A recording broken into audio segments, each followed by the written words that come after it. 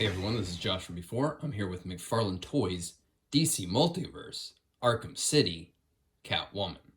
Jumping back into Arkham City, I opened up the Penguin just the other day and then took a little detour through Pandora and opened up a bunch of the new Avatar figures. They're really cool. You might want to check out those reviews, even if you're kind of skeptical about that line. But now we're back here with Catwoman. This is the first time we're getting this character outside of the live-action Zoe Kravitz version. So if you're like me, this is going to be less about having the Arkham City characters rounded out and probably going to be your main Catwoman until a more traditional comic version is available. Obviously, this looks quite a bit like the sort of Jim Lee, Hush era modern Catwoman design. While I'm getting her out, let's look at some submissions from the toy community. Keep sharing your work with me on Instagram, and I will share it here. That's what a community is all about, getting inspired by other people. So I've been saying for a minute, basically since the Man-Bat and Bane were coming out, that, oh, we're at the end of Todd's 3-year license. He's putting out these fan favorite characters right here at the tail end, third quarter of year 3, to get the sales up right before he renegotiates the license renewal. But I think I was wrong about that, because looks like the license has already been renewed. Todd has been showing us stuff from spring of next year, well into 2023. The relationship with DC obviously still going strong, and it looks like he's going to be re-releasing the DC Direct animated series line, which, as far as I'm concerned, that's going to be printing money. Those things go for big prices on the secondary market now that they are extinct. Bringing those back, gonna make a lot of people happy. I think it's a great move. Didn't have to worry about doing new sculpts to fit in with this multiverse line when that last DC Direct line of animated series figures was really great. All right, so if you know me, you know I'm not a huge stickler about scale and proportion. You know, as far as I'm concerned, they're comic book characters. They're drawn with exaggerated proportions. That's part of telling the story in the character design. This, however, this is pretty extreme. The legs are just extremely long. And we see this with figures like Batgirl here. In particular, when the female figures have high heels, it's even more exaggerated. Really, it just looks kind of wrong. Hold her up to this Na'vi, who is not wearing heels. The legs hit a little bit lower, longer torso. And even Joker here, who is a taller figure with shorter legs. It looks kind of jacked up. I mean, maybe it's going to play out well when we do some of the kind of slinky catwalking poses, stealthy acrobatic poses. Maybe it'll play out then.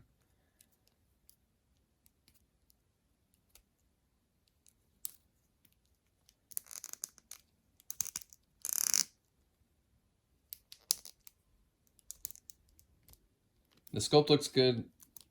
I do think it will toe that line between the video game specific source material and also as a general purpose comic style Catwoman. They definitely zipped her up a little bit more than in the game, which fair enough. I think they compensated for the higher up zipper with some extra attention, some extra dimension right there in the back. Okay, so one of the things I really like about the DC Multiverse line and why I keep coming back is they keep experimenting with different methods. They don't just find one way of doing things and call it good enough. One of the things they experiment with a lot is the way that the pelvises are done.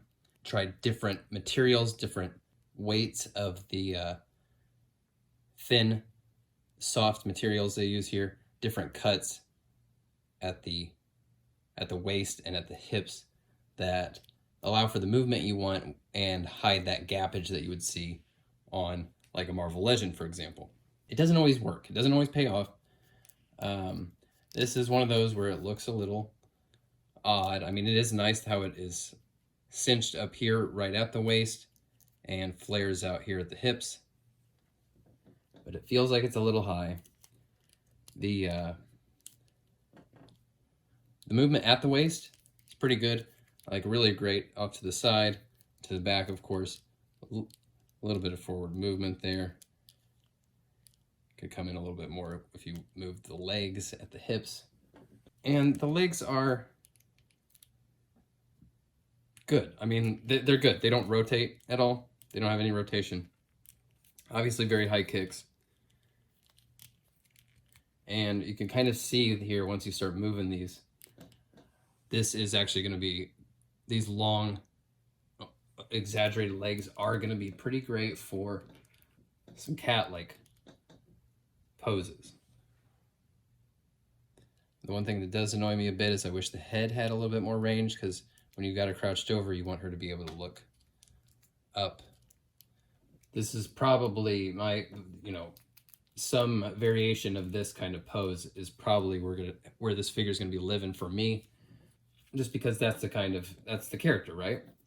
Stealthy, hiding in the shadows. She's got one gesture hand, the sculpted ball joint ankles with the laces of the boots that continue onto there. They work really well. Tiny little toe here. The wrists are ball joints that are tucked up into her sleeves. Fun little scratching gesture hand and an open C-grip accessory hand for this whip here. Some more hands would have been nice, so that when she's not holding the whip, she could be, using this hand to do something more in character. Speaking of the whip, got a nice thick handle here, and this braided whip looks really good.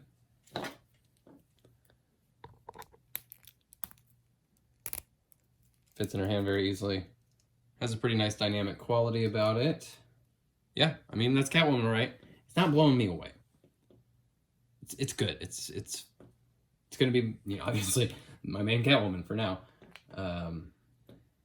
It's pretty good. It's not blowing me away, I gotta admit. Especially having just opened this different kind of Catwoman, and I was really blown away by this figure. The Avatar stuff, it's fun, guys. This feels alright. I'm stoked to have a solid Catwoman. I feel like they can do a little bit better. Okay, so seeing her next to some of these other Arkham figures that have a little bit more height variety, the proportions don't feel quite as egregious. I mean, I know you want sexy Catwoman, have long legs, but you want her to have a normal human-sized torso as well. Like I said, this is gonna be my stand-in for a comic version of Wonder Woman for now, and depending on who you want to pair her up with, like these two, for example, they also have very exaggerated legs. So these two next to each other, it balances out that extreme proportional look a bit. But then maybe like these two, for example, right next to each other, they don't quite match up. And then depending on what side of the law she is on that day, you're probably going to see her interacting with some of these Gotham City good guys. And actually looking at her next to Batgirl, who was already kind of pushing it in terms of extreme proportions and cartoonishly long legs. Selina's legs are longer, and her arms, which have a more realistically hidden ball joint wrist compared to Batgirl, it looks like she's got shorter arms. Longer legs and shorter arms. It's hard to look at, and I'm saying that again as somebody who's not a huge stickler on realistic anatomy and proportion. All right, so that's Catwoman. It's got some things that worked really well. It's got some things that look really great. And then, some other elements that don't look as great. It's going to do for now. Obviously, this is the best Catwoman that we got. It's the only non-movie version of Catwoman that we've got. But I can't help but feel like they've got a better one in them. You be the judge if you need this one or if you want to wait. That's it for Catwoman. I will see you very soon as we continue to build small Grundy. Thanks for watching. Bye.